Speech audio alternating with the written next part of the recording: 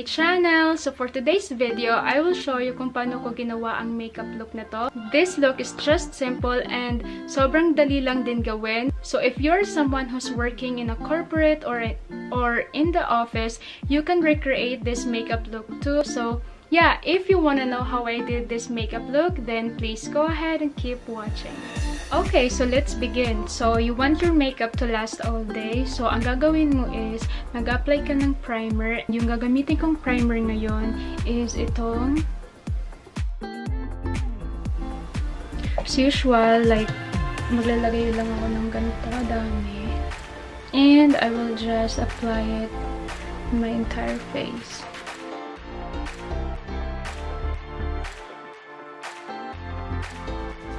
Okay, now let's move on to foundation. So, if you're a type of a lady na hindi ka fan mag-apply ng foundation, you can use BB cream kasi sobrang light lang nun sa face. And also, you can use tinted moisturizer. But as for me, gustong-gusto ko lang nag-apply ng foundation. So, ang gagamitin ko ngayon is, as usual, itong lagi kong gamit na L'Oreal Infallible 24-Hour Fresh Wear.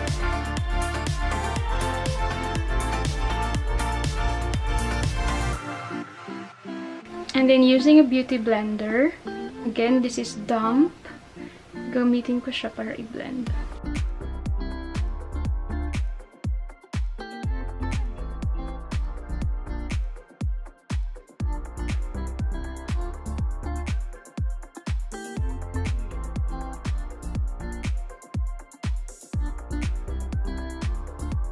Okay, so after foundation, I always apply a concealer. So, ang gagamitin concealer is itong Maybelline Fit Me. Now, for an everyday office makeup look, hindi din ako masyadong naglalagay ng concealer.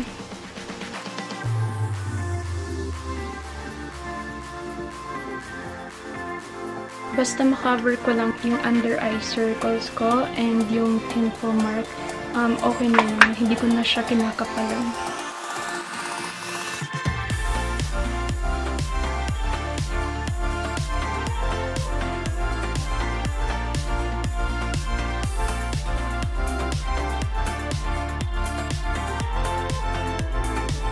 So after foundation and concealer, I will set that using this Mercier translucent powder.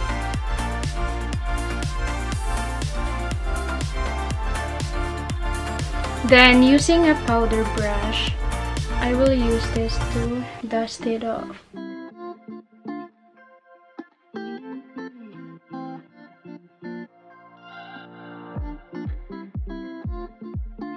Now, after setting my face, I will do my brow. So, ang gagamitin kong eyebrow mascara is itong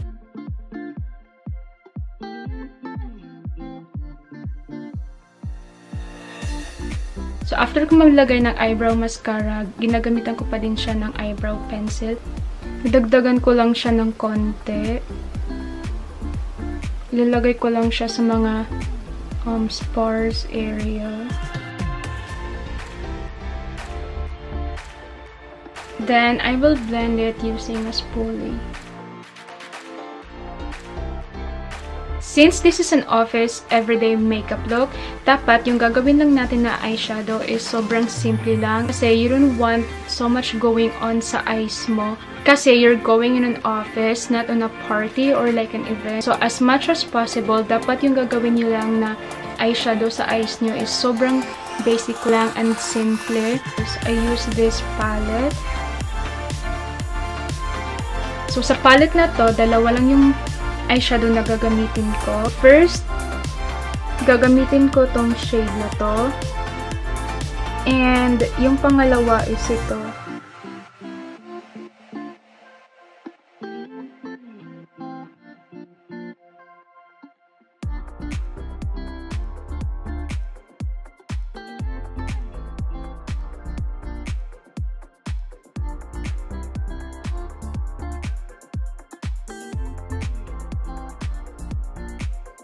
Now, I will apply eyeshadow on my lower lash line. So, same pa rin yung shade na gagamitin ko.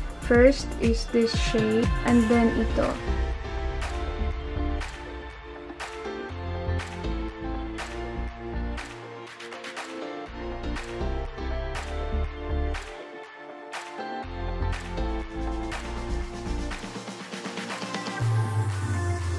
I'm done doing my eyeshadow. So, ang gagawin ko na ngayon is mag-apply ko ng eyeliner. And yung gagamitin kong eyeliner is itong from Rare Beauty din. It's the Perfect Strokes Matte Liquid Liner.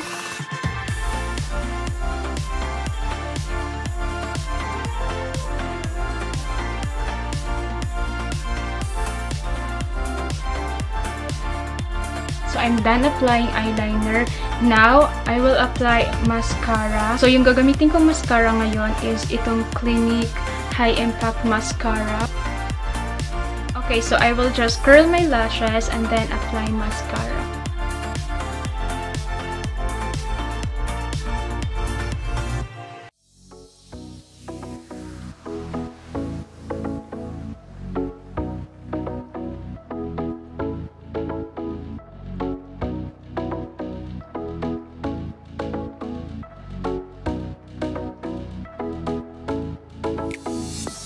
After applying mascara, I will now bronze my face para hindi flat white yung face natin. So, yung gagamitin kong bronzer ngayon is itong favorite kong Butter Bronzer by Physicians Formula.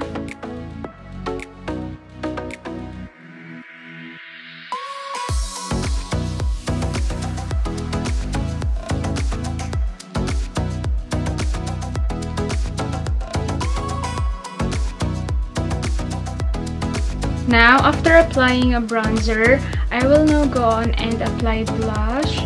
And yung gagamitin kong blush ngayon is itong by Patrick Ta.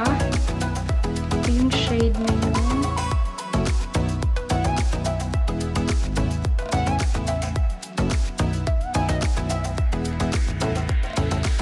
So, tapos na ako maglagay ng blush sa face ko. Ang gagawin ko na ngayon is mag-apply na ako ng highlight sa aking face.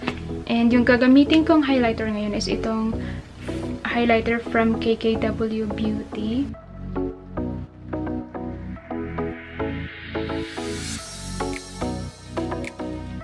Then, using a flat brush, this one, gagamitin ko siya para i-blend.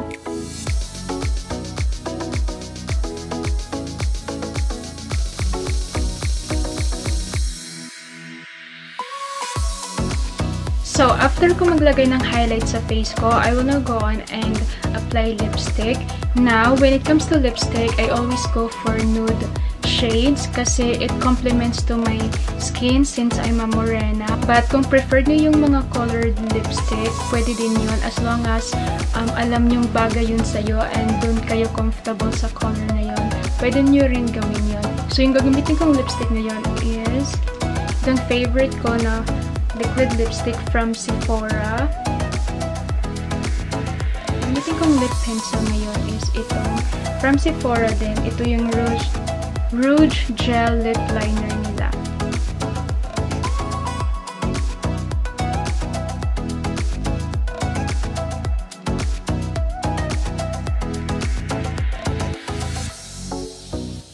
Now, for final step, to set everything in place and para maglast yung makeup ko all day, I will set it using this Rare Beauty Always an Optimist 4-in-1 Mist.